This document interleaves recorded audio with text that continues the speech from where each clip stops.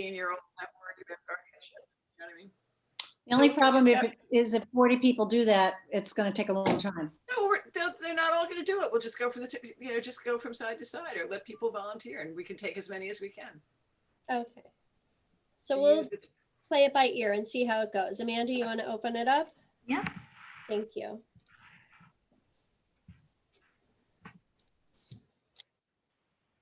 And it's going to be great. I think someone's doorbell is ringing. Hello? Hi. Hello. Hello. Okay. Okay, I'm going to mute us. Hi, Kim. Hi, Constantine. Hello. Hi, Izzy. Hi.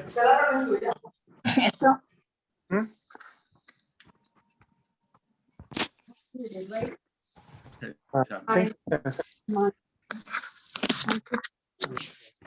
Hi, Ann Cheryl. Hi, Renee. Hi.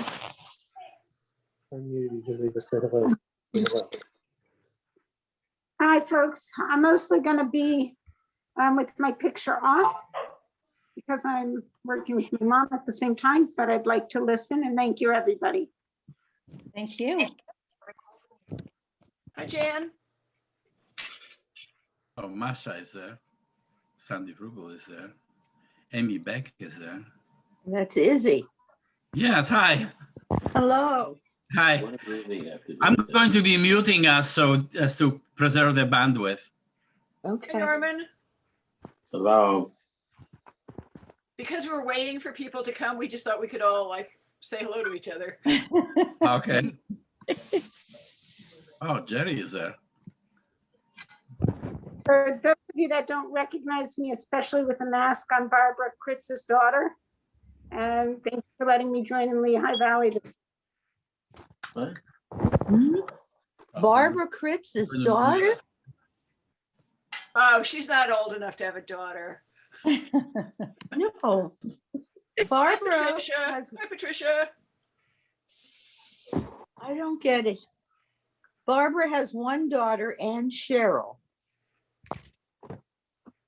Oh, I'm doing the arrow, so I'm saying hi, hi, Deanne. Hi, Are you Carol. muted? Hi, Diane. Hi, Amy. Yeah. Hi, Marcia. Yeah. This is great. And I realize that the names that come up are actually not always your names. It's the name of whose account it is. So That's right. Yeah. it's Diane. That's not you. That's not Diane Willens. It's Kyle. Hi, Kyle.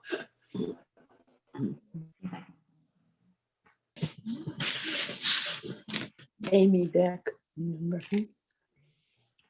Hi, Marcia. Hi, Brian. Oh, Wilson. Hi, Edie. Hello, how are you? Hi, Natalie. Maybe she didn't go on. Is that Susan? Yeah. Hi, Jerry. There's some more people. Alan Judah. Are you There's, related to Michelle Judah?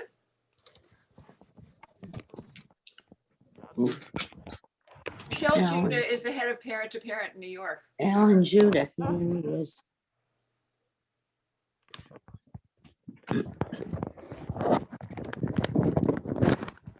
Well, what is this?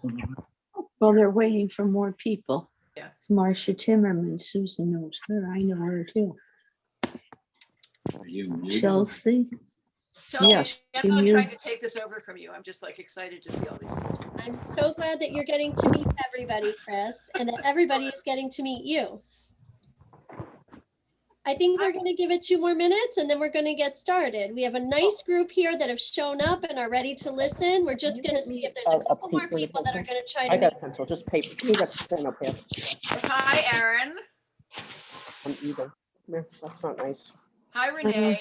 Hi, Carol. I don't see Susan. I missed.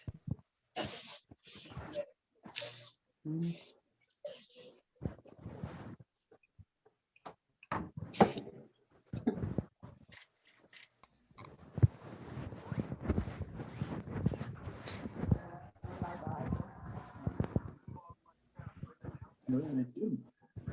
This is Amy. I was just wondering, Marcia is the Schefter. sound quality bad for anybody else? Or is it just me? Yeah. There's a lot of I static. don't hear any static. Yeah, What I hear. I mean, I would just encourage everybody to mute it mute. unless you're Yep. talking. I don't know if that'll help, but that's one way to find And out. I am.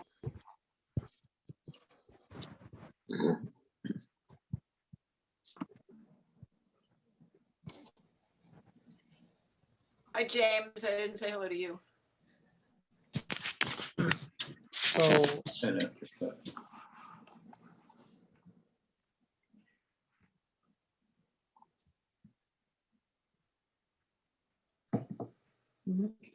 No.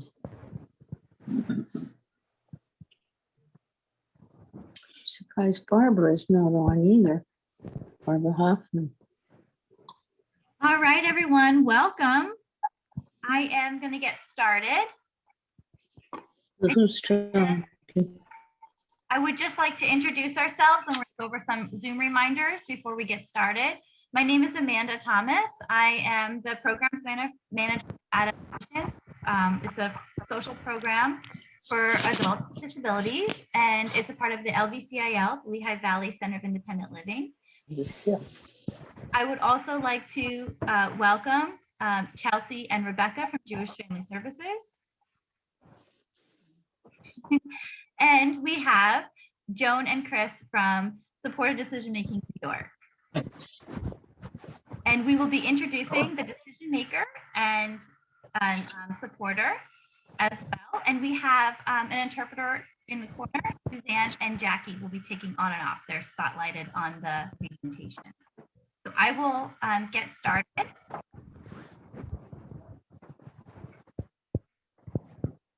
Okay.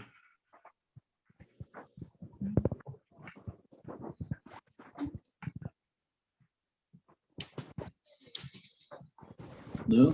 What did I do? Amanda from the Sill.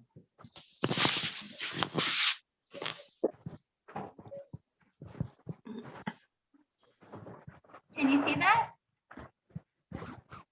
Yes. Okay. yeah, Yes. Some reminders that I wanted to go over before we get started is if you're not the speaker, if you could please mute yourself. Do that is in the corner of your picture. You can just hit mute. Do you mind if everybody takes a minute to mute themselves? And that will get rid of the background sound that we hear. And there's so many of us. That's why it's so important that we can all hear each other. Okay. And then finally, to communicate, so to make sure that you're heard, if you have any questions, at the bottom of the screen, you will find this little chat box. You want to click on it and it will look something like this will come up. And on the side here is where you can chat and you can ask questions to the speaker. And we'll have a couple opportunities throughout the presentation to ask questions, and we'll be monitoring the chat box. So feel free to use the chat box. And now I'd like to get started and welcome and pass this off to Chris and Joan.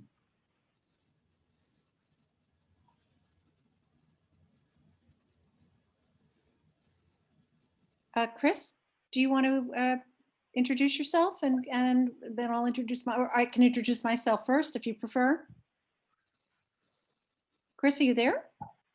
You have to unmute yourself, Chris. Okay. True enough.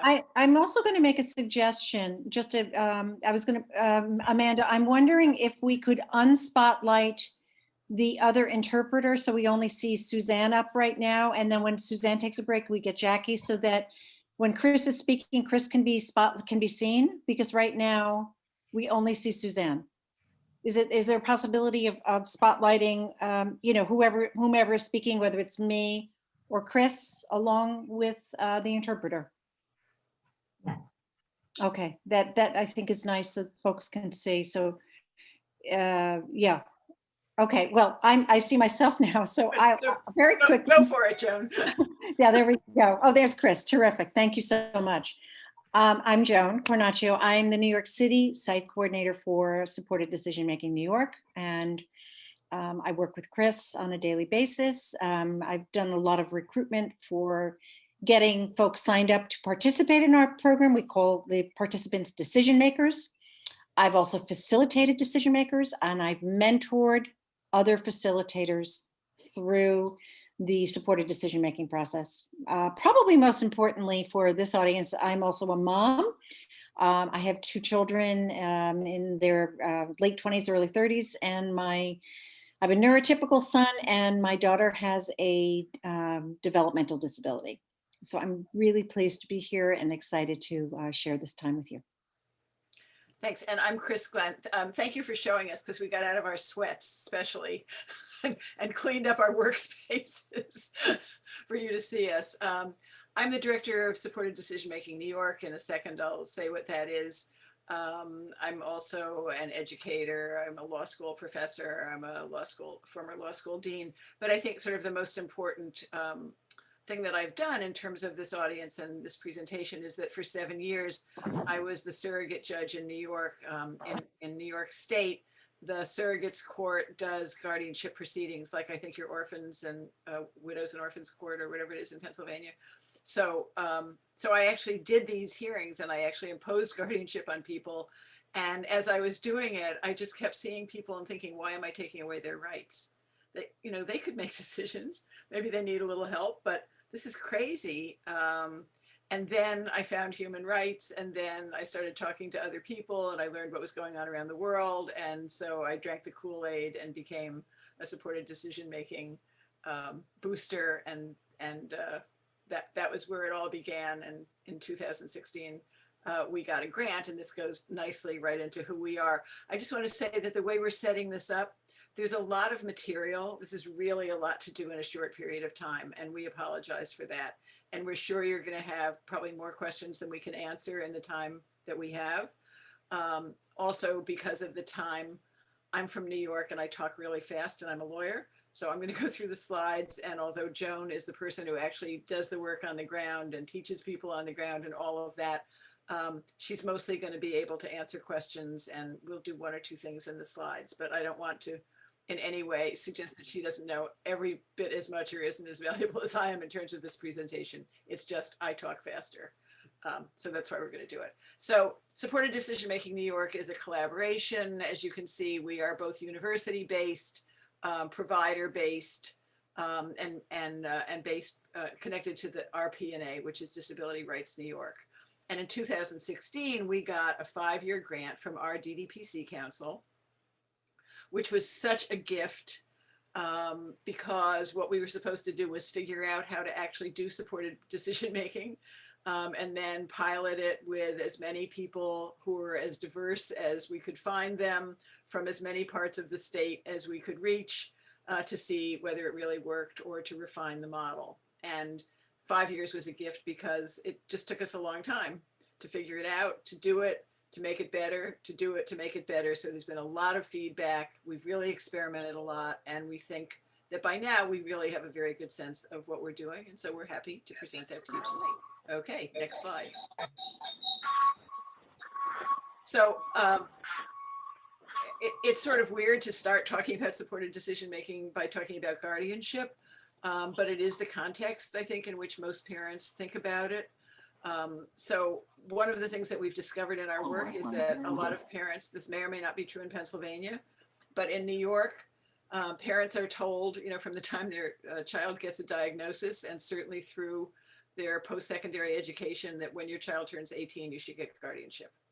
And we also discovered that a lot of parents who have done that or who are entering into that don't really realize what it involves, but what it does do is take away your adult child's right to make their own decisions, and it puts all of that power in your hands. In New York, it's one size fits all. All the rights are taken away. I don't know whether in Pennsylvania that's true or not, but even where there's tailoring available in the guardianship statutes, courts tend to kind of give it all away. So guardianship might mean that your child really loses the opportunity to make any decisions about anything, including who they live with, who their friends are, who they associate with, what jobs they take, whether they can marry, whether they can vote, etc. Okay, next slide. So it's big time, serious. And so why do parents do this? Because it's such a dramatic taking away of the rights of your children.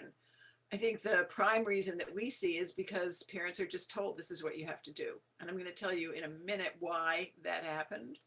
But also, I mean, we all see our children as vulnerable, but if your child has a developmental disability, you are used to understanding that you need to do more protection, more intervention, more advocacy than you do often for your neurotypical kids. And so guardianship just seems like a continuation of that and the thing that you need to do to protect them.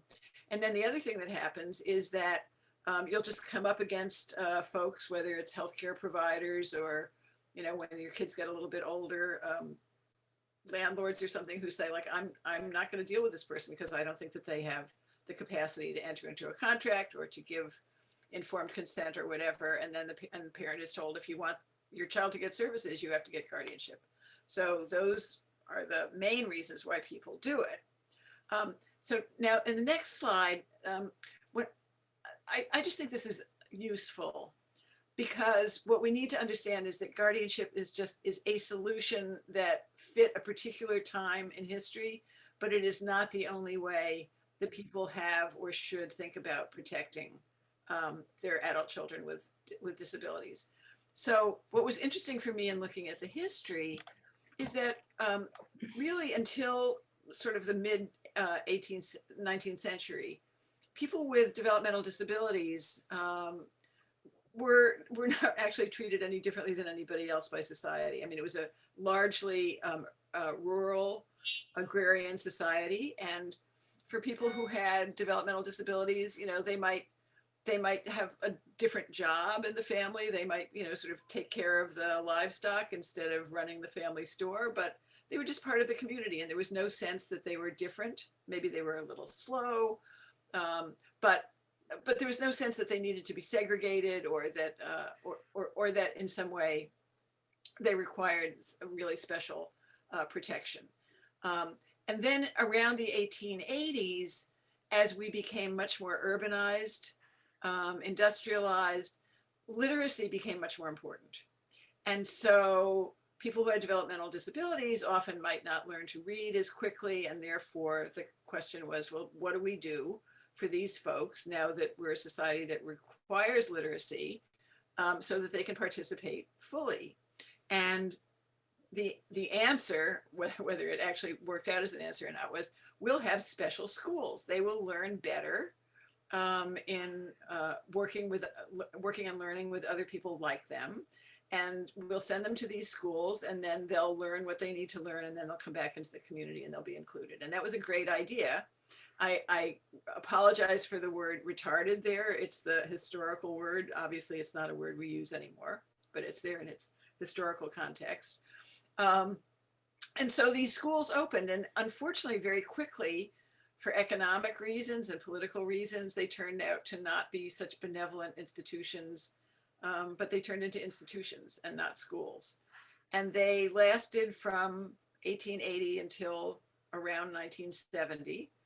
They were what parents were told to do. Parents were told, this is what you should do with your child. This is the place they'll be safest. This is the place they'll thrive. If you want them protected, they should be in these schools. And that's what parents did, because parents do what they think is best for their kids. And then in 1964, I think you had some issues like this in Pennsylvania as well, but in New York, and it was pretty well known nationally, there was a huge scandal and an expose of Willowbrook, which was the largest single school in the United States for people with developmental disabilities. And it was a horror show. You can still Google it. You can see the secret tapes that were made of people lying, you know, without clothes on the floor, in their own feces, with nobody around taking care of them. It was just god awful. And it led to a huge move to deinstitutionalize. But what happened was that all of these parents who had in good faith placed their children in these schools suddenly had, you know, 25, 35, 40-year-old adult children coming home who had been institutionalized for, you know, 5, 10, 20, 30 years, never really educated. And they were just at their wits' end, understandably. And so one of the things they did was they went to their state legislatures and said, look, we know that you know, ordinarily people get all their legal rights to make their decisions when they turn 18. But here are 45-year-old children who have been institutionalized forever, and they can't make decisions, and we need legal authority. So please pass statutes that enable us to be guardians and to make decisions. And that's why guardianship for people with intellectual disabilities happened. And it happened really as a result of deinstitutionalization, because the idea that the schools or the institutions were the best way to protect had disappeared, and now guardianship became the best way to protect. For us, that it was in 1969. I don't know about you, but in New York, we have a special statute for people with developmental disabilities, and it really hasn't changed since 1969. But you will undoubtedly be aware, whatever your age, that the way we think about people with disabilities, all kinds of disabilities, has changed incredibly in the last 50 years. You know, we've had the Americans with Disabilities Act, we've had the IDEA. We see people with disabilities as able to participate fully in society if they're given accommodations and supports. And so we have curb cuts and talking cabs and captioned TV programs, and you know, and all the things that make it possible for many people with visible disabilities to participate fully. And then the question is, what can we do in order to allow people with developmental intellectual disabilities and cognitive decline and psychosocial disabilities also to participate fully. So we're in a different world where we see the potential of all people with disabilities to be full and included members of society. We've done, I think, a much better job with regard to people with visible disabilities than we have with regard to, you know, the folks who are your children and our clients. And for many years, people have been saying there must be something better than guardianship, but what is it? And the answer is, I hope we will persuade you, supported decision-making. So let's go to the next slide.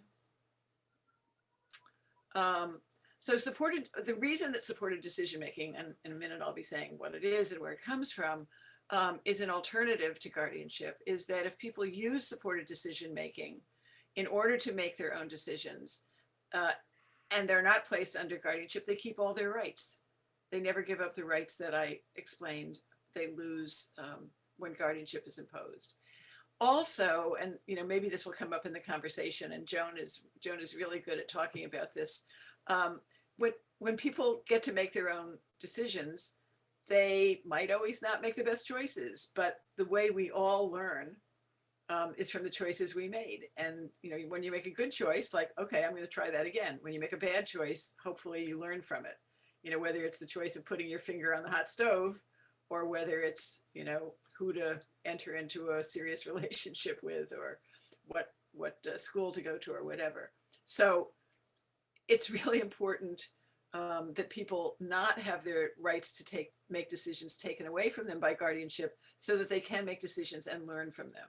And we believe, and we hope you see this in your own children, that despite whatever diagnosis they may have, they can continue to grow and build their capabilities throughout their lives, just as our neurotypical kids can, and just as hopefully we do. And then finally, and you're not going to get a lecture about human rights tonight, unfortunately, although it's one of my favorite things, there is a human right to make your own decisions, and guardianship takes that away, and supported decision-making protects it. Okay, next slide. All right, so what is it? The question everybody's asking. This is what I call the fancy definition. It's, and I never read from slides, but it's a series of relationships, practices, arrangements, and agreements of more or less formality, note that, and intensity, note that. And then this is what's common to all of the different relationships, practices, etc. That it's designed to assist an individual with a disability to make and communicate to others decisions about the individual's lives. So it's about making the decisions, and it can be done in many different ways. Next slide.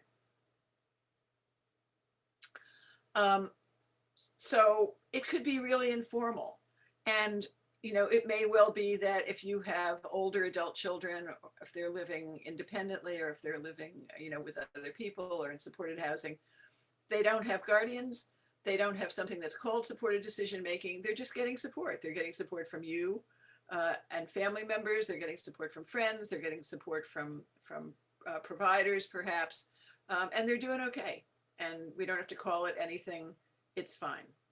Then there are circles of support, which I'm sure you know from IDEA and self-direction and all kinds of services that you get. Then there's more formalized supported decision-making, which is what we do and what we'll be talking about, where we actually use a facilitation process and where it ends in a written agreement about what that process is between the decision maker. And as Joan said, we call the person with DD the decision maker because we want to make clear the centrality of that person to the process. It's their process. It's not our process. It's not the parent's process. It's the process of the decision maker. And then finally, there's supported decision making that is recognized by the legislature in a sense that the legislature says to third parties, to doctors, to financial institutions, to landlords, to you name it, county clerks who offer marriage licenses or whatever, you don't get to decide whether this person has capacity to make a decision. If they have done a supported decision-making agreement of a kind that we approve of, then you just have to accept their decision. So it's kind of like the curb cut, it's kind of like the ramp, it's the accommodation that allows the person with developmental disabilities to be treated like everyone else. Next. So where does it come from? You already heard me say that it comes from the human right of every person to make his own decisions regardless of disability. Again, I'm not going to talk about human rights, but one of the reasons that it is actually quite relevant to what we do and to this conversation is because in 2006, a human rights convention was passed at the United Nations Convention on the Rights of Persons with Disabilities. And as a result of that, countries all over the world started thinking about this and thinking about what to do. And so people started doing pilot projects, testing out different ways of doing supported decision-making, of assisting people in making their own decisions. So when we started in the US in 2016, we were not starting on a blank slate. We had a lot of experience from around the world. That's all still going on. A lot of these changes are still going on. And I would just say as a sort of aside, but I think it's really cool. Our decision makers and decision makers in other projects in the US have been really excited. I think we just had this at a signing ceremony not long ago, to know that they're part of an international movement, of a human rights movement, that it's not just sort of, whether they're coming to our office in New York or your office in the Lehigh Valley, but all over the world, people are doing this, and it's a way of claiming their rights, and that their right is a human right. And that they're entitled to it. But where supported decision-making itself comes from is from our own common experience, everyone's experience of how we make decisions. Next slide, I think, might be helpful on this. If it's not, I'll just, right, okay. So if you think about this, and if we were all in a room together and we had lots of time, I would ask people, think about a big decision that you made recently, and let's talk about how you made that. And did you make that really all by yourself, or did you talk to other people? Did you talk to family members? Did you talk to friends? Did you get opinions? Did you go to experts? If it was about a car, did you go to buying a car? Was it about somebody who really knew something about cars? If it was about your taxes, did you go to your accountant, et cetera, et cetera, et cetera? So we all use supports. Supported decision-making is not just something for people with developmental disabilities or psychosocial disabilities or cognitive disabilities. It's what we all do. It's just that people with developmental disabilities might need more different kinds of supports. And I think that's really important. It's not that people are different, it's just that they all need different stuff to do the work of making their decisions. Okay, next slide. So it turns out, and again, you could sort of, especially if you have these slides, you could go back and try this out for yourself, thinking about a big decision, that we basically all go through the same steps when we make decisions. We gather information. We try to understand that information. For example, if you're going to have a medical procedure, it's okay, what are the, these are the treatments. Okay, now how do I understand what this really means? This is where you call your friend who's a nurse or a doc or a health person or whatever. Then you identify possibilities and alternatives, because most decisions are not yes or no. It's like, should I do this? Or actually, maybe there's something else I could do. I'm talking about buying a car. Well, maybe I should lease a car. Or in my case, because I live in New York City, maybe I shouldn't get a car at all. Maybe I should just use public transportation. And if I really need a car, call an Uber, right? So thinking about alternatives, and then thinking about the consequences of making the decision at hand. What will happen if I make it? What will happen if I don't make it? Because also there are consequences to not making decisions. These are all things that you may be talking over with friends or family members. And then there's the weighing of the choices. That's actually when you kind of make the decision. I could do X, I could do Y, I could do Z. Okay, on balance, I'm going to do X. The next piece of making the decision is communicating it to other people. And especially for folks who don't communicate verbally or don't use traditional means of communication, they may need support. If a person with, perfectly good capability of making decisions and thinking through all of this has CP, they may be hard to understand. The banker may not understand them. The doctor may not understand them. So they may need support in communicating that, or somebody who uses a decision board or whatever. And then finally, there's implementing the decision. And that may also include support as well. So these are the steps in making decisions, but they're also the places where people might need support. And they might need support in different areas of decision making. So for example, if I'm talking about a medical decision for myself, I can probably use Google pretty well to find a lot of stuff, but I'm really not going to understand it all. And that's where I call my friend who's a nurse practitioner, help me understand this. And somebody else might be able to help me identify possibilities and alternatives because I really don't understand a lot about clinical trials and I don't really know that they're out there, but somebody else might be able to say, well, you don't just have to take this med, there is this other possibility. So I might need support there. Considering the consequences, I think maybe lots of times, particularly in decisions about personal relationships and sometimes about finances, we kind of gloss over this. So we might want some support in that, or maybe we're really good at thinking about that. And then weighing the choices and communicating and so forth. So for any particular decision in any particular area, you might need support in one of these steps, or in none of these steps, or in all of these steps. And that's what we do. We call it mapping when we work with decision makers. It's like taking how you make your decision apart and then identifying where you feel like you can do it yourself, where you might need some help, and if you think you might need some help, who would be a person who would be good to give you help in that area. Okay, next step, next slide. So we put up this slide because we really only started even talking about supported decision-making in this country in 2012. So it's been less than 10 years. And when we started talking about it, people were like, yeah, or who do you think you are? Or why should we believe this? Is this some kind of fringe thing? People have been doing guardianship for years. This is what we're told to do. Why should we, turn on a dime and try to do something else? So we just want you to know that it has become very, very mainstream. The federal government supports it through the Administration for Community Living, which is what funds all of the DD services. 10 states and the District of Columbia have passed statutes recognizing supported decision-making agreements. Everybody from the American Bar Association to the National Guardianship Association, to the Department of Education, et cetera, et cetera, et cetera, see supported decision-making now as a valuable, viable alternative to guardianship, and also as a valuable and viable process to promoting self-determination and autonomy and inclusion for people with developmental disabilities. So now, having raced through this and talking really fast and probably making you whatever, the treat is we're going to show you a video now of people who are really doing it.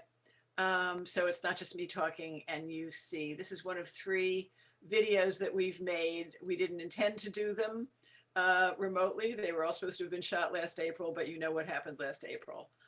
So welcome to our video. And let me tell you that the beautiful piano that you hear being played is being played by none other than Joan Cornacchio, who is not only all the things that she said, but a music teacher and a great musician. The video.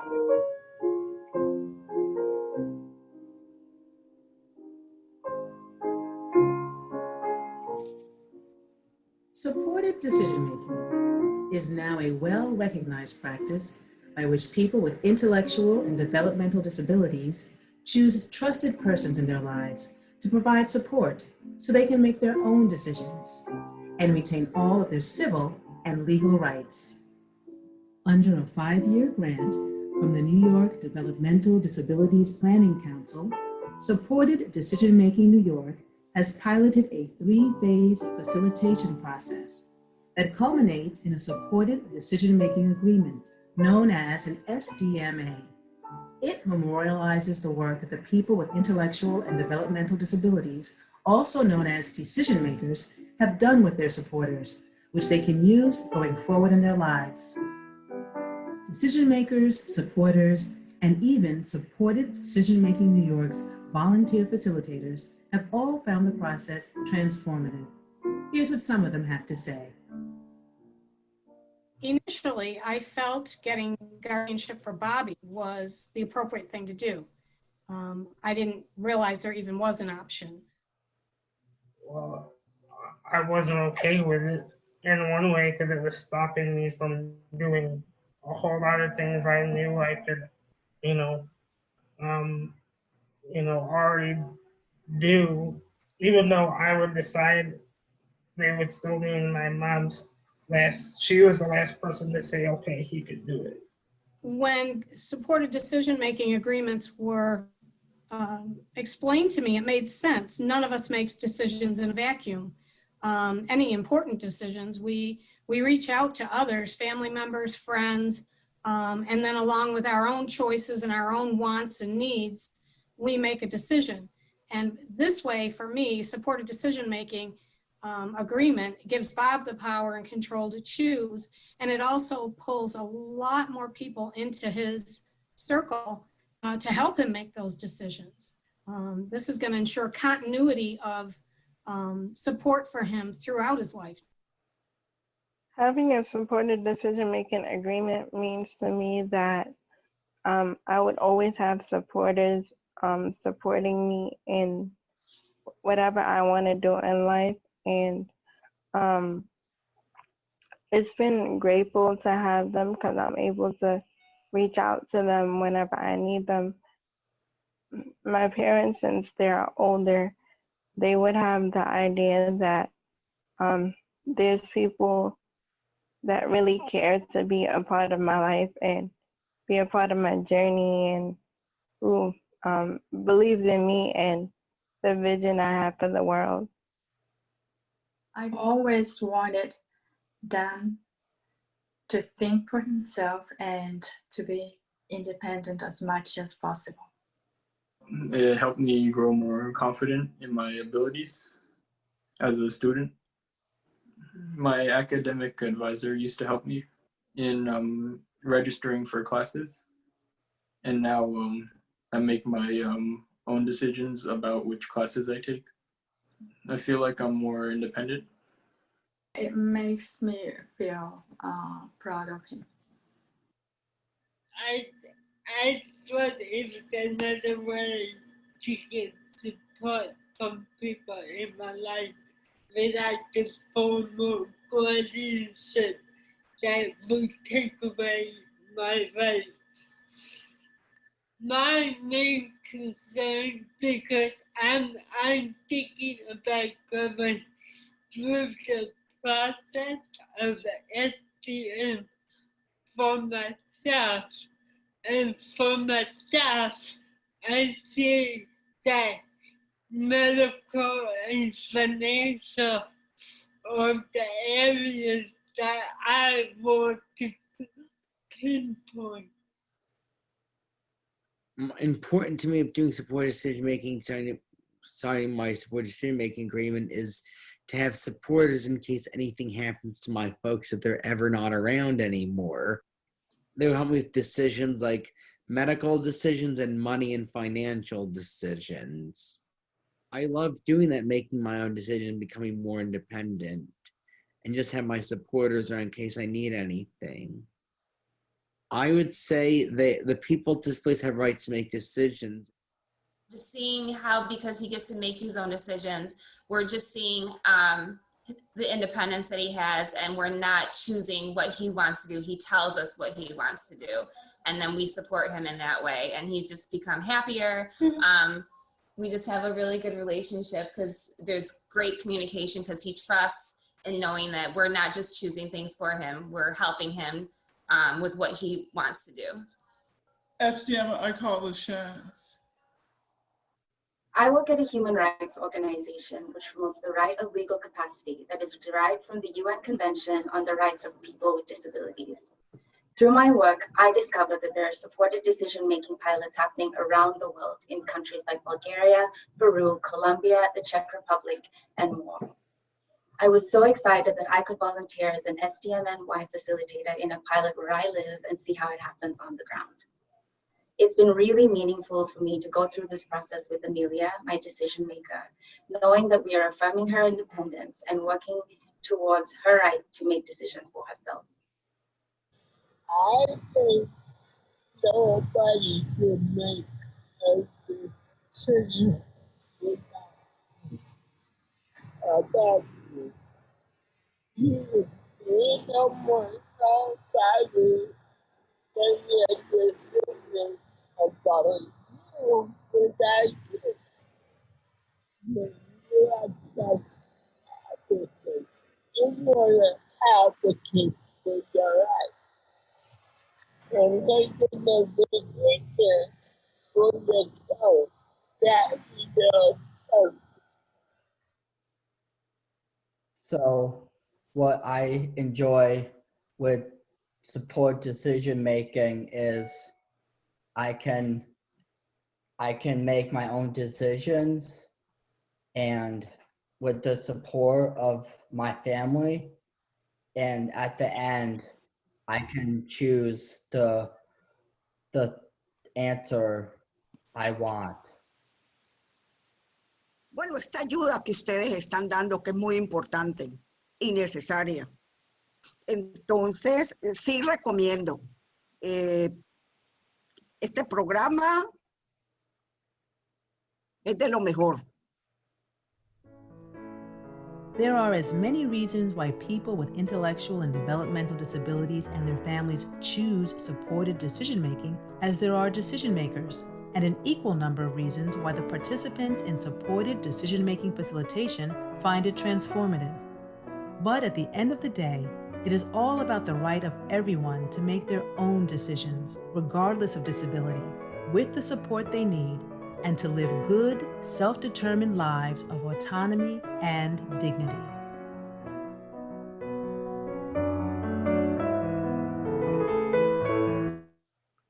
So, you know, they say it better than I do. And we'll go quickly back to the slides, but I hope you enjoyed that. Every time I see it, my heart just swells because we've come to know all these folks and seen the transformation in their lives and seen how wonderful it is, and have such incredible admiration for them and such appreciation of the parents who have raised them to be, you know, young adults and older adults who are able to take this big step. So, Joan, why don't you do this little part about what you and the facilitators do every day? Okay, great. So the focus on working towards a supported decision-making agreement centers around 4 concepts. We call them the big 4. And they're quite simple. It's which areas does the decision maker want to receive support in? Who will be chosen to support the decision maker in various areas? What kinds of support does he or she want to receive? And I'll talk a little more about that in a moment. And the logistics, how is that support going to happen, right? So these are the big 4. You'll hear in a little while from our decision maker, actually Andrew, who's here with his mom, who's a parent supporter. I facilitated Andrew through this process, and Andrew heard a lot about the Big Four. And in fact, we have something called a Big Four chart. So where we might have icons of various areas that a decision maker might want support in, whether it's healthcare, relationships, access to things in the community, money management. You get the picture, different areas. So which areas does the decision maker want to receive support in, right? Who's going to do the supporting? The decision maker can choose from various people for different kinds of support. Okay, so there could be multiple supporters for different areas, right? I believe Andrew chose 2 supporters for the area of finances. He wanted his cousin for large financial decisions, and he wanted his mom as a support for decisions for every day, kind of budgeting and saving and spending. So just to give some examples. What kinds of support? Chris spent quite a bit of time talking about this before. These are the mechanisms that any of us use for making decisions, right? The mapping a piece of it, the gathering of the information, right? Like doing the research, understanding the information, weighing the consequences of a decision, looking at looking at the options that are involved. I'm going through this big time right now because I'm going to have a second opinion for a most probably a knee surgery in about 2 months. So I'm really living this big decision right now and going through lots of these, what do I do? Well, I did the physical therapy. That's not working. What's the next? What do I need to do next? So you can all imagine in your mind decisions that you have made and kind of map it out for yourself. And she's consulting a lot of people too while she's doing Oh my gosh, talking to lots and lots of people. Exactly. Right. So this is the way that any of us make decisions. Now, a person with a developmental disability hasn't necessarily had as much experience with decision making because for lots of reasons, right? Haven't had as much experience in the world, perhaps, have had a lot of services given to them, or they're the recipient of many, many different kinds of services, have been in great schools, have wonderful parents. I mean, there's lots of reasons why decision makers come of age at the age of 18, the age of majority, and really need to up the ante in terms of how they make decisions. And so this is where we kind of come in at this very important age when students reach 17, 18 years old. And when they're hitting transition and lots of things are changing, and say, no, guardianship probably isn't what you need. But what you do need to do is practice your decision-making skills. So these are some of the things that we explore to get to these big four, right? The which, the who, the what, and the how of the decision-making process. Next slide. Next slide, here we go. 3 phases to our process, right? Phase 1 is really a chance for the facilitator, who's a trained facilitator in the supported decision-making process, to work one-on-one with the decision maker to explore the big four that we just spoke about, right?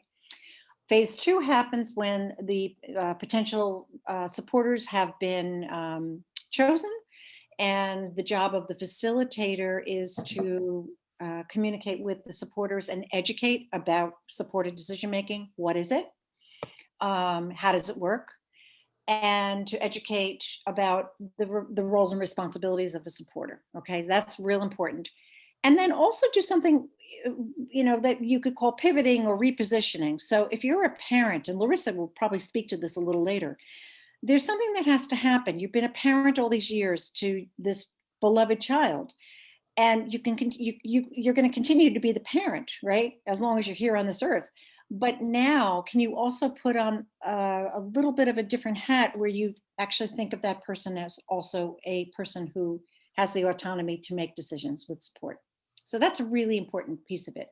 Once the supporters are on board, facilitators move along with the decision maker and supporters to phase 3, where, as Chris would say, because she's a lawyer, we're gonna negotiate a contract, the supported decision-making agreement.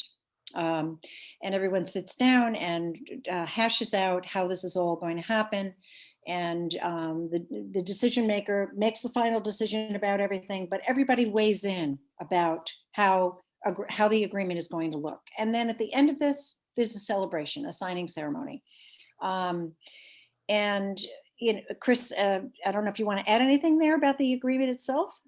Well, I think the next slide or Okay, some let's slide move does on. that. So why don't we go to the next slide? That was great. Thank you, Jen. Sure. So, there it is, the purpose of the agreement. For one thing, it says we did it, right? Which is why the signing ceremony is always like a graduation. They're really fun. I wish I had time to tell you about some of the incredible things people have done in their signing ceremonies. But what it does is it formalizes the agreement. People take things that are written more seriously than they do things that are said. And it also is a document that if people forget what they said they would do, you can always go back to and look at. A really important piece of the agreement is that the decision maker can always change it. And this is because we see this document not as a sort of one-off, but as a description and an agreement about a process that the person is going to use for their whole lives.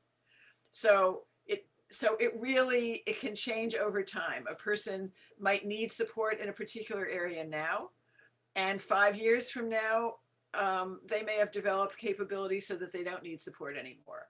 But there might be a new area in their life. Now it might be about getting a job or about workplace issues, or it might be about having a baby or getting married or something that wasn't thought of when they were 18 and that they didn't need support in. So you can change the areas, you can change supporters, you can change the kinds of support.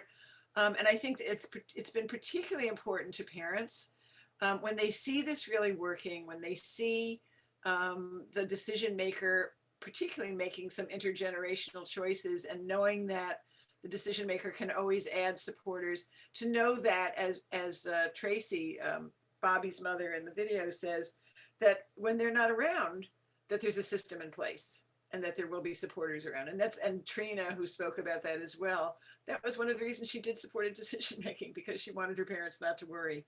I think, and parents find that a real relief. And then finally, in terms of if there is a question about guardianship, or if there's already a guardianship, the existence of the supported decision-making agreement says we have an alternative in place. It's a less restrictive alternative. We don't need guardianship. Next slide. So these are just agreements. They're agreements between the decision maker and the supporters. They are not legally binding. Third parties are certainly encouraged to accept them and to accept the decisions that are made by decision makers, but they're not required to do so. What we have found is that in non-litigious places, like where the first pilot program was, which is in the Happy Valley of Massachusetts, where everybody knows each other, people just accept supported decision-making agreements. In New York City, where everybody worries about being sued and liability, they don't. So you need legislation. So there, as I said already, legislation in 10 states and the District of Columbia. We actually have a bill that's going to be introduced in New York, and that's what it takes to make them legally binding on third parties. Next, getting close to the end. Okay, so I think this is self-explanatory, right? If people do this, what they have at the end of the day is a process. It's not a piece of paper. They have a process. They can use it. They can change it. And it's just really articulating and agreeing with the supporters to what many of the rest of us do without thinking about it or without formalizing it in our lives. Next. Right. So I want to come back to protection, because remember, this is why parents are talked into guardianship in the first place. And I think it's really important to know, first of all, that guardianship really probably is not so protective, that the courts are not really watching over the guardians, that unless you actually lock up your child, the fact that you have guardianship doesn't necessarily protect them from all kinds of things that can happen in the world. But that what supported decision-making does is it creates a whole circle of supporters. And the more people who are watching, the more people who are concerned, the more people who are involved in someone's life, the less likely it is that they're going to be exploited or abused.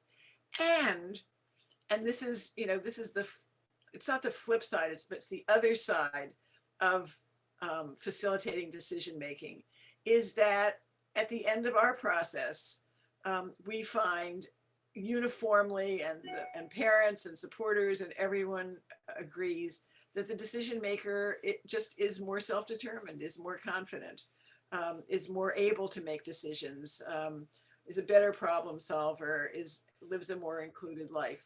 So that's one piece. And the last thing we have here is a quote, last slide.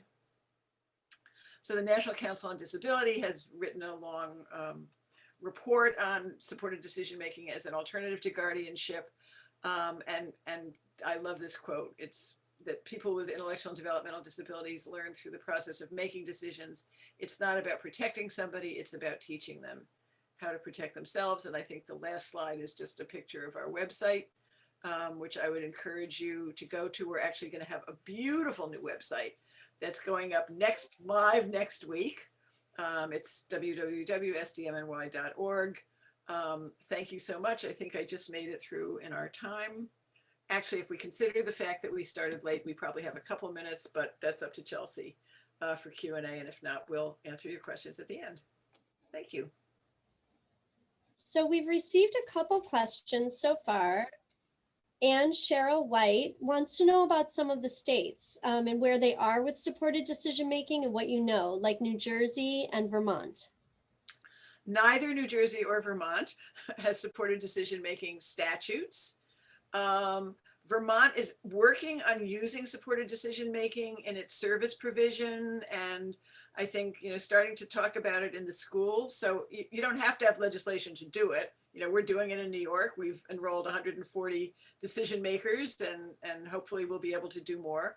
And the states that do have these statutes are really quite diverse. The first one, bizarrely enough, was Texas, and then Delaware, Indiana, North Dakota, Alaska. The cool thing about Alaska's statute, by the way, is that it says anyone can make a supported decision-making agreement. So it really normalizes that process. The most recent two have been Louisiana and Washington. I think I left out Nevada.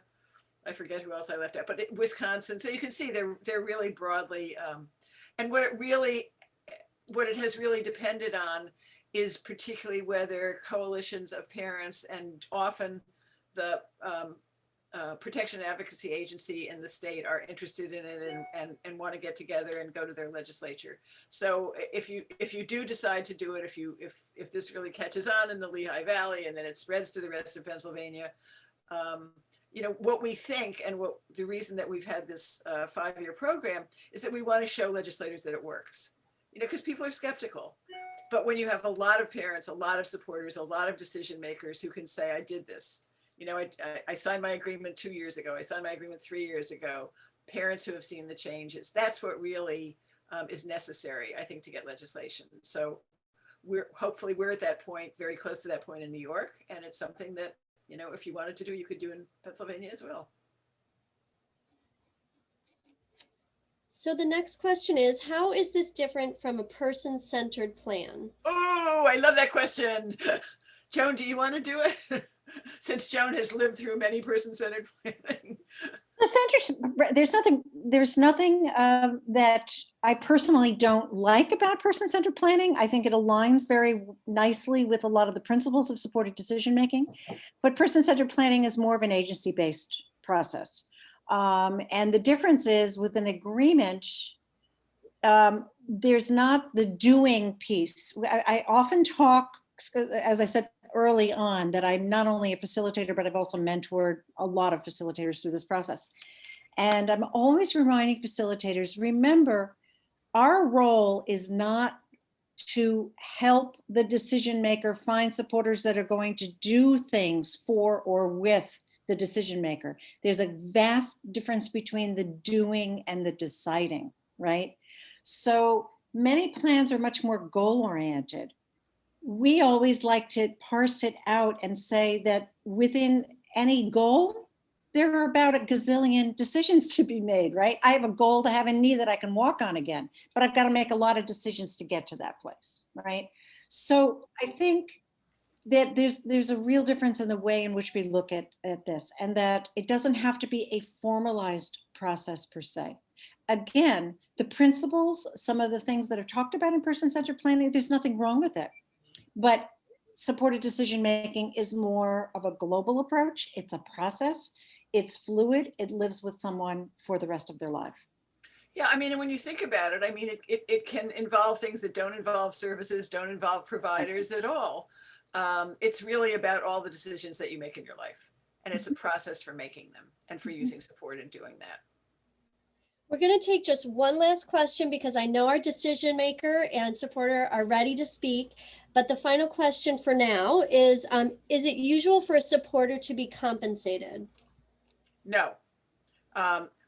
There's a kind of tricky issue. I mean, first of all, I should say for transition age youth, almost inevitably their supporters are family members, neighbors, the math teacher, the basketball coach, the bus driver, and friends.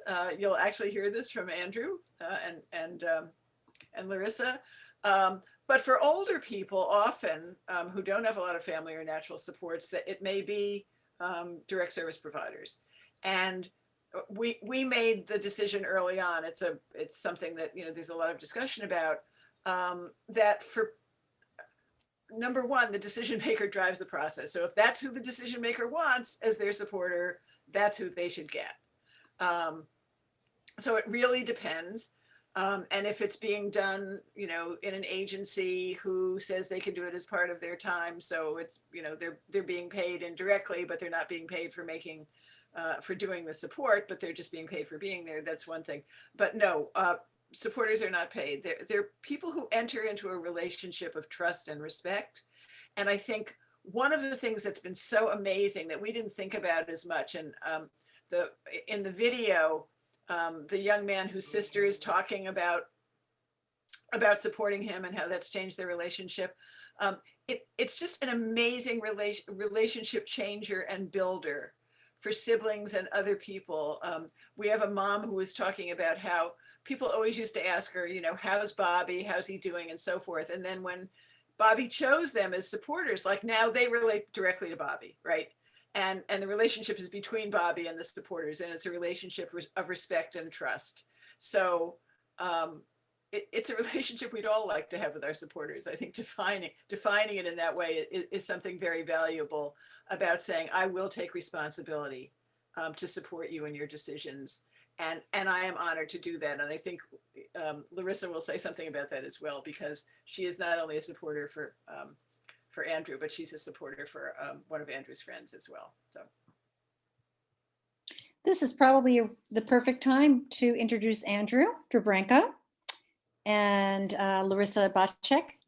Andrew is a decision maker. Andrew, how old are you now? I don't want to. 22. Turning 23 this year.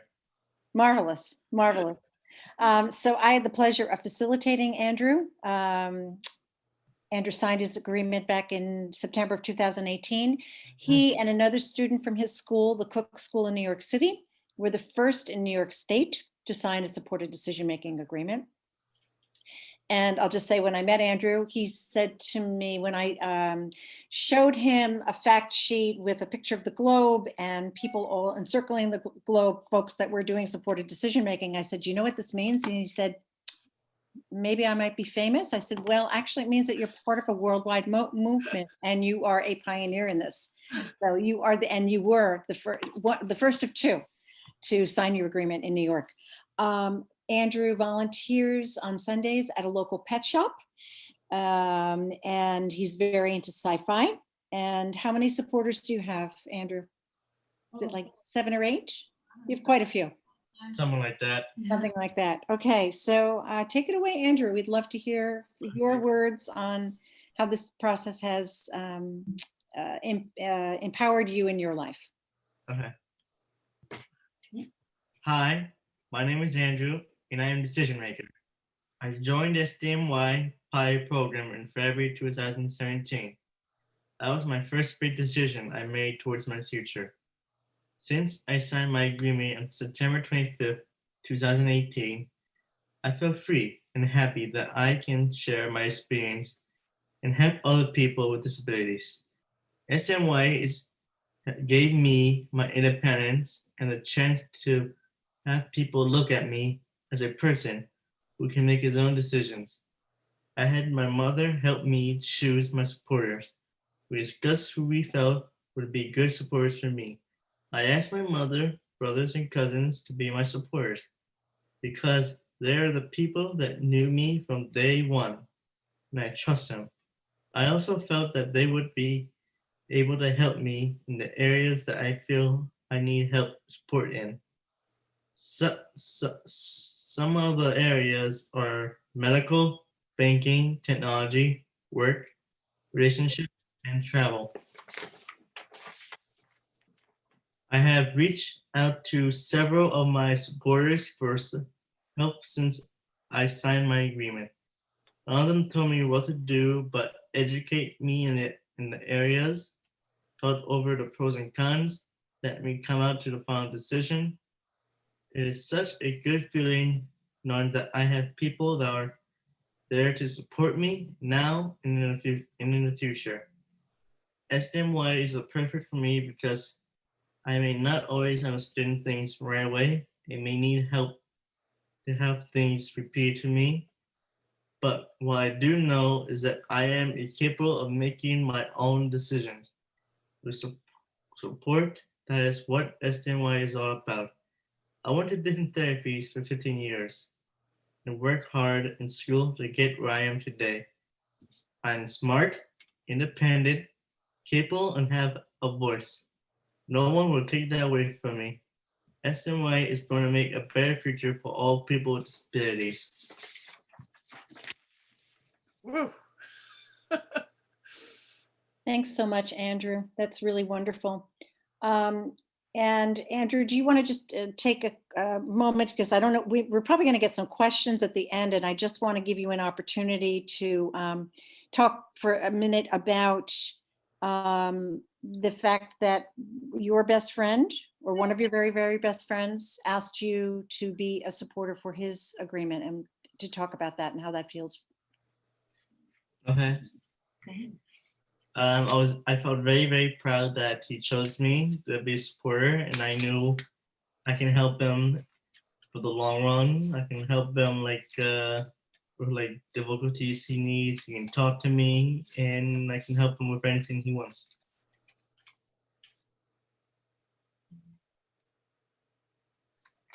That's great, Andrew. Thanks so much. Larissa. So Larissa can introduce herself very well, but I just want to say that one of the things I like about Larissa the best is that she has her own business. She's a dog groomer and has lots and lots of clients and wonderful dogs from all over, and has really given back to her community because she also is a host for students from the school that Andrew graduated from. So students that want to try out different internships around the city. Larissa will work with a young student who might be interested in working with animals. And Larissa was explaining how she'll, spend time training the intern to help groom the dogs, sterilize the equipment, et cetera, et cetera. So Larissa, welcome. I'm really delighted that you're here, and that you and Andrew came into our lives to be some of the first folks that we worked with in our pilot project. Thank you for having me. I love being here, and I just I love doing all of this, and we thank all of you for all your hard work and getting this to happen. Very important thing. So guardianship was never, ever going to be a choice for me, for Andrew. The thought of taking away his rights was extremely difficult for me because I knew that Andrew was so capable of making his own decisions. And every time somebody brought up the guardianship, I would cringe, and I would just bite my tongue and not scream and say, why are you doing this? It's just wrong. So it was a choice that I was never going to do.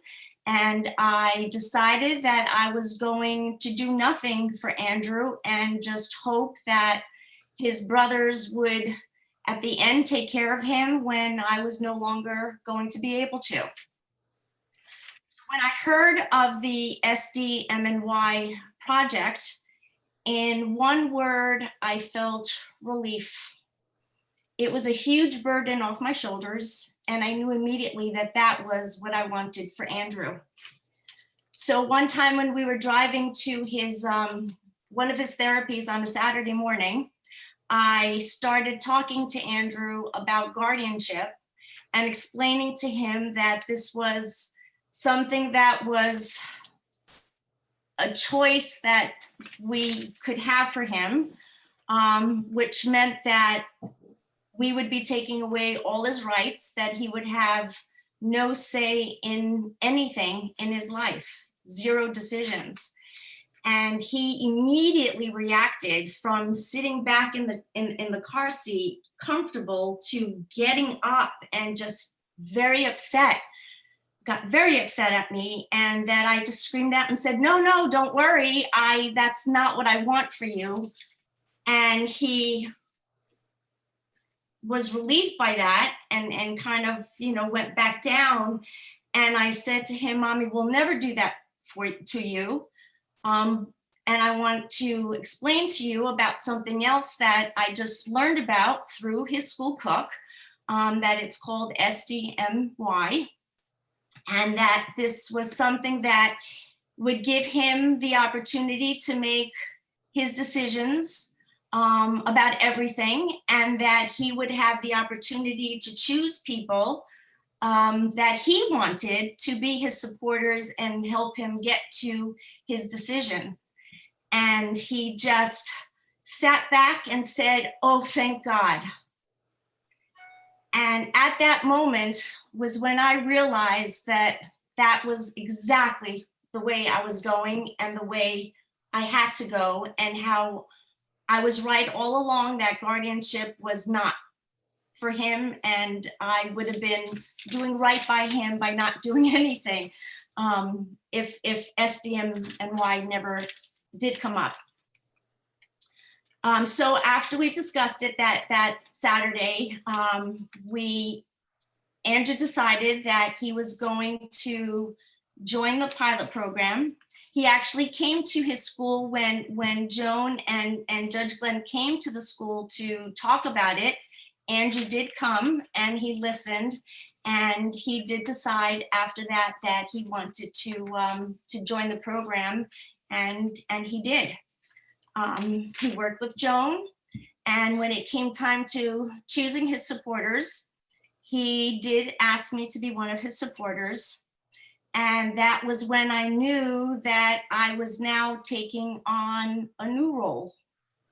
I was no longer just mom, who was the one that has been making all the decisions for Andrew and telling him what to do and how to do, but now taking on this new role for him as supporter, to now take that step back and not make that decision for him, but rather sit down with him and listen to what his thought process was, and have the discussion of what he thought and what I thought, and talk about the pros and the cons, and talk about consequences to final decisions that anybody makes. And having to now, whether I agreed with his final decision, it was now for me to take that step back and say, okay, if that's your final decision, then that's your final decision, and go with that. And hopefully it would be the right one, but if not, we all make our mistakes.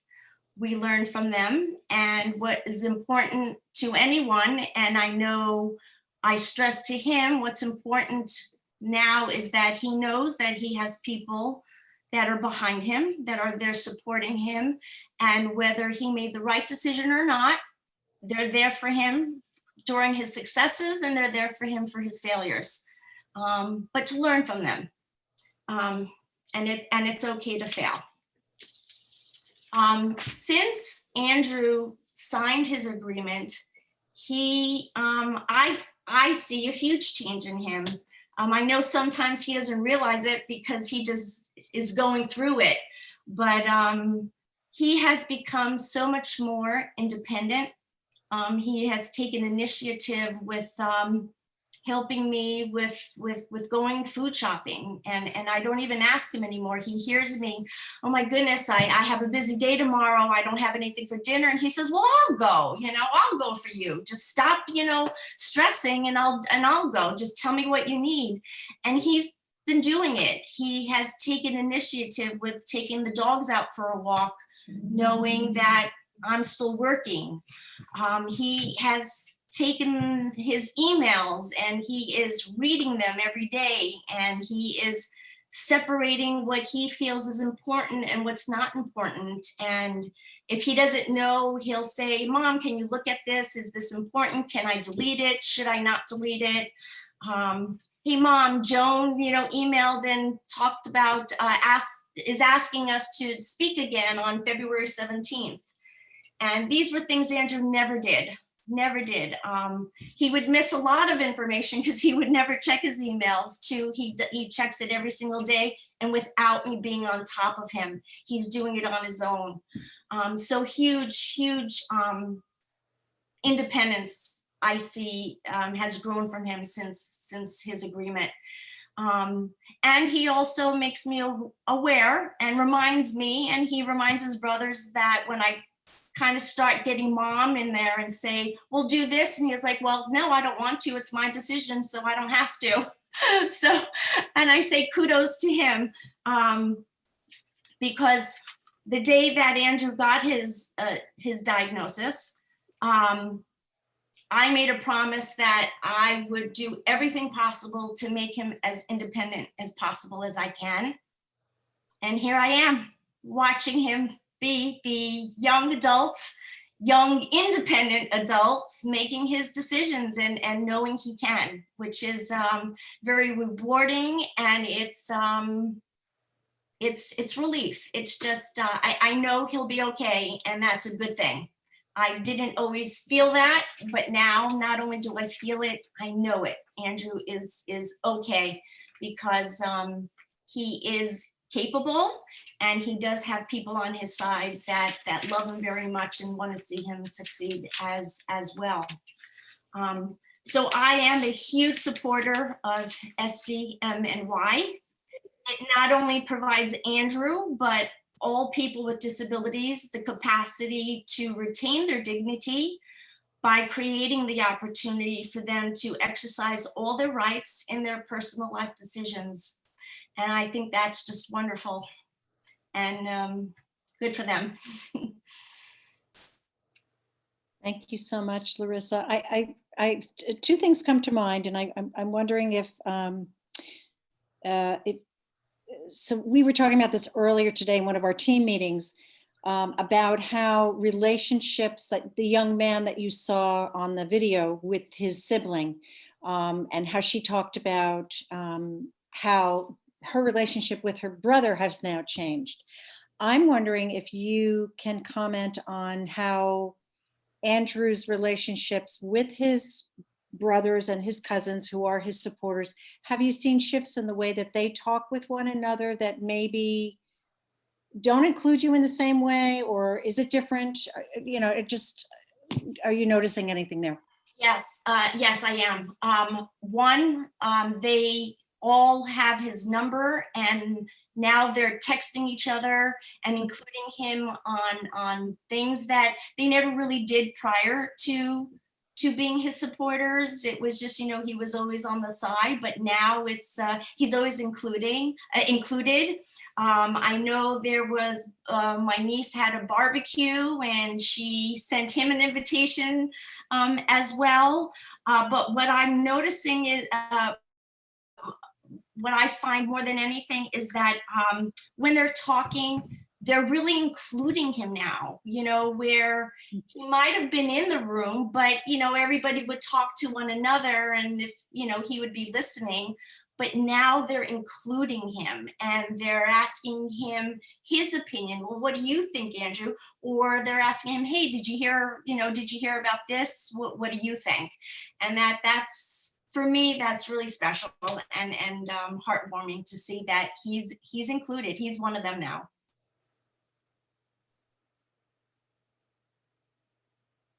I don't think, Joan, I don't know whether you were going to mention this or not, but one of the things that I love about Larissa and Andrew is that Andrew's friend Justin chose both Andrew and Larissa as supporters. So I'm just wondering how, he hasn't signed his agreement yet, right? He's getting close to signing his Getting very close. But so how has that process been where Andrew, you're not the decision maker choosing your supporters and figuring out what you want, and Larissa, you're not the mom thinking about whether you want to be a decision maker for your adult child, but what it's like for you to be chosen as a supporter for, you know, for another wonderful young adult, and Andrew, what it's like for you to be chosen as a supporter for your friend.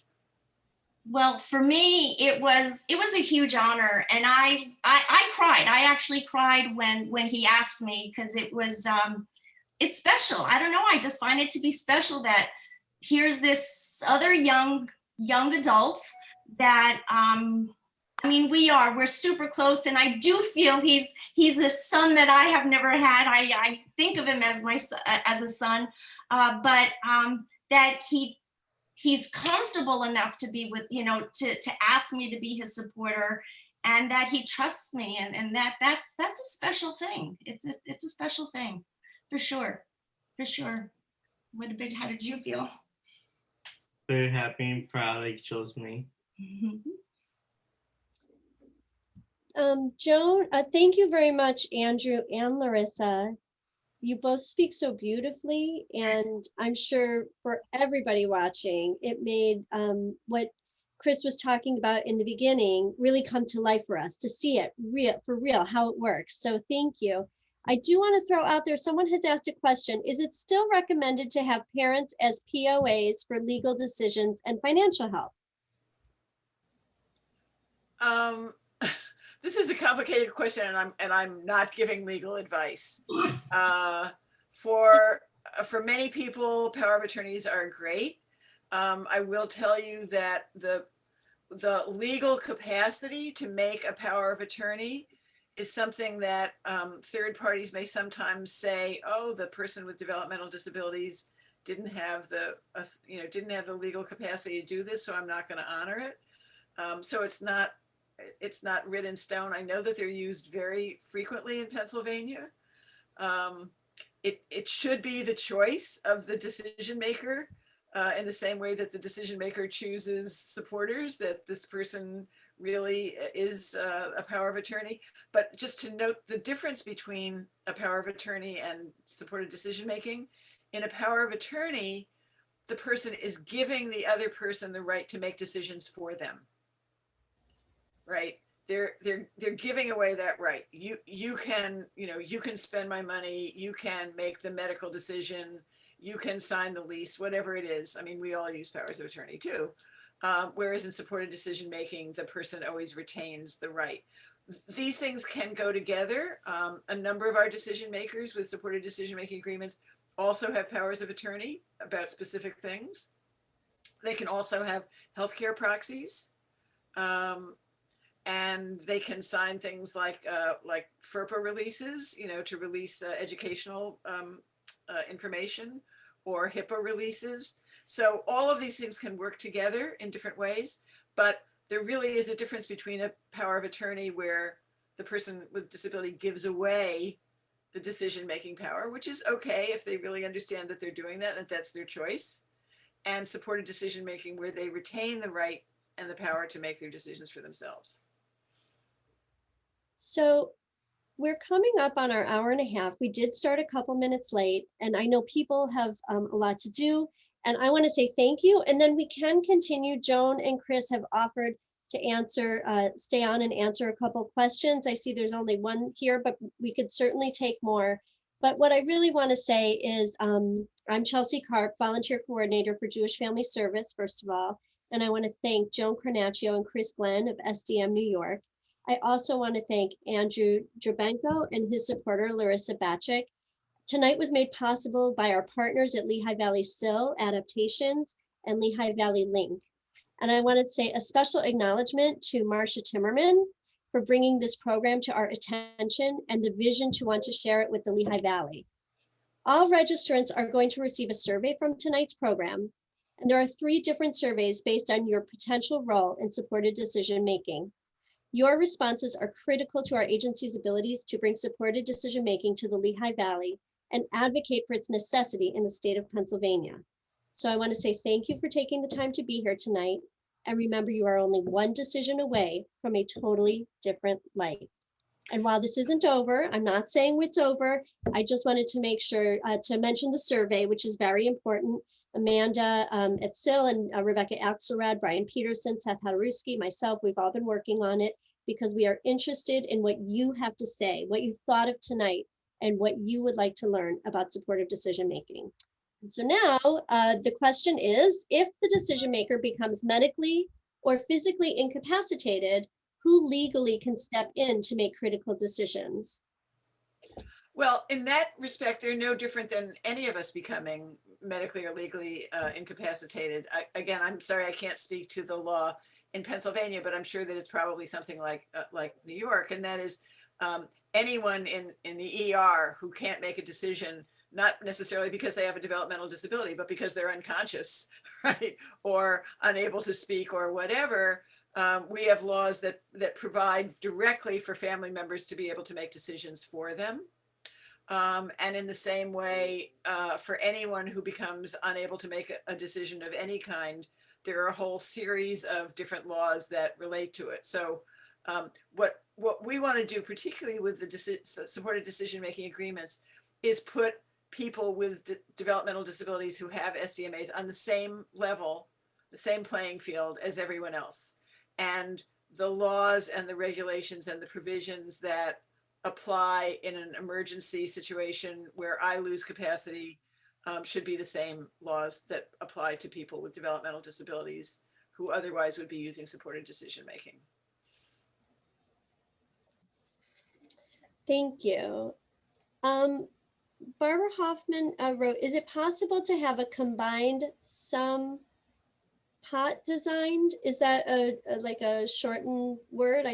I'm sorry that I don't know that. Can you clarify, Barbara? Or you want POA? Oh, is it possible to have a combined sum power of attorney designed? I really am not going to give you advice about powers of attorney in Pennsylvania. Oh, I see. I mean, all I can say is that for us in New York, for decision makers, I don't remember whether Andrew has a power of attorney or not, but a number of our decision makers also have powers of attorney. Okay, so you can combine the two, is right. So in New York, you can have a POA and well, and you could in Pennsylvania too, I'm sure. Okay, thank you.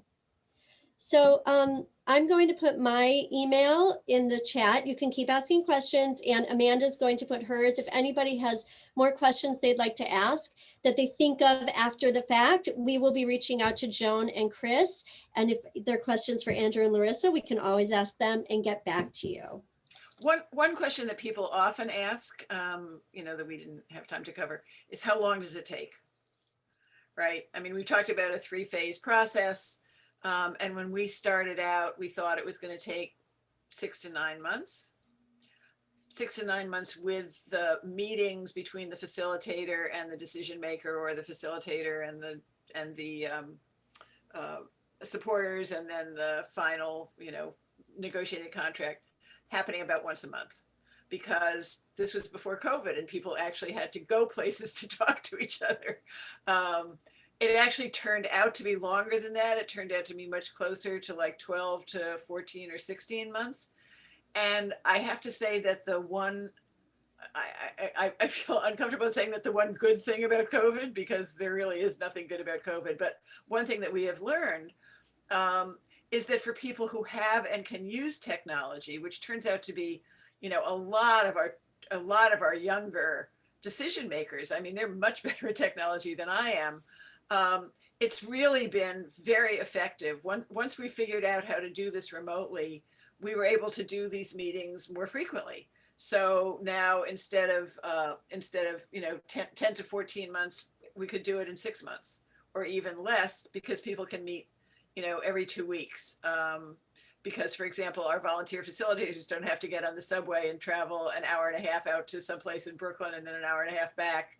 And the other thing that's been very interesting and fun, and we always, really have good times talking about it, is that we didn't say how many supporters decision makers can choose, but the most we have in our process so far is 13.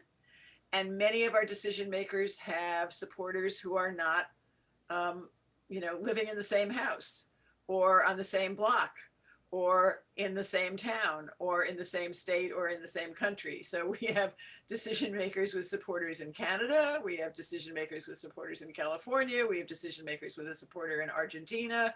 And all this remote stuff has really made it much easier for people to meet and get together and do these meetings. So by way of saying that, if you are doing it remotely, or if you all live in a small town and everybody can just sort of hang out at each other's houses, you can do it much faster than we originally thought out. So think of it as a process of 10 to 12 meetings, however they get spaced, and understand also that for the decision maker in choosing supporters, they don't have to be somebody who's close by. That we're all now used to talking to each other on the computer screen. And that's really made it possible, I think, for people to think more broadly and more effectively about really choosing the people in their lives who they think will be the best supporters for them in the particular area. Thank you. So Marcia Timmerman has asked, let me pull it up here. What would be the next step to starting the process in the Lehigh Valley? And for those of you that might not know, we've been speaking, Lehigh Valley SIL and Jewish Family Service have been working together and speaking with SDM New York since June was the first time we began working on this. And really what we do need is the survey, because once we have the data and we see what the interest is for people who are potential decision makers, as well as people who want to be supporters to decision makers, along with our local legislators and politicians that are interested in bringing this topic to the Lehigh Valley to help other people become Renee, and every day she wears different. Then we are able to decide next steps and go out and look for a big grant, just like you guys got in New York, right? So for us, Marcia, that is really where we're at. I mean, I should just say also that, the big grant, which wasn't big enough because they never are, right, was also really to give us the time and the space to try out things. And as we say, for our decision makers to make mistakes, and to learn from them. And we did. So what we have and what we're very excited about, and one of the reasons that we're here tonight, is because we feel like we can pass this forward. And we would be really excited to work with you folks. We already have a very robust facilitator training process. We have a 110-page facilitator manual. We have a guide for supporters. We have all of the materials. So none of that has to be, the wheel does not have to be reinvented here. And it's something that, as we were doing it because we wanted to create a replicable model. And we were really thrilled. And I should say that actually, 2 folks from Jewish Family Services came to New York to an information session that we did, and it's all come from there. So we're thrilled, and we will be there to help you every step of the way. And it's not going to cost as much or take as much time for you to do it in the Lehigh Valley as it did for us to do statewide in New York, with nothing there and nobody ever having done it before in the US. And I will say your mentorship has been invaluable. So thank you very much. And you're all fabulous. and I really want to thank the people who, gave up time tonight. I apologize for talking so fast and jamming so much in. I know it's too much, and people need to hear this and see this over and over again. But I would really encourage you to go to our website, and especially after next Monday, when it's going to be really beautiful and really well organized. And there are lots of videos and all kinds of materials. So many of your questions can be answered there. All right, well, I would like to give each of you the opportunity to say a goodbye, and we will then let people have their evenings. I want to just thank Andrew and Larissa once again for joining us this evening. It was really terrific to hear your voice. I feel like when Chris and I explain what this is about, and I can do a whole lot more of the mom thing, you know, having raised a child with a developmental disability. But I think to hear from an actual decision maker who's gone through this process and a supporter just speaks volumes and puts it all into perspective and creates new pictures.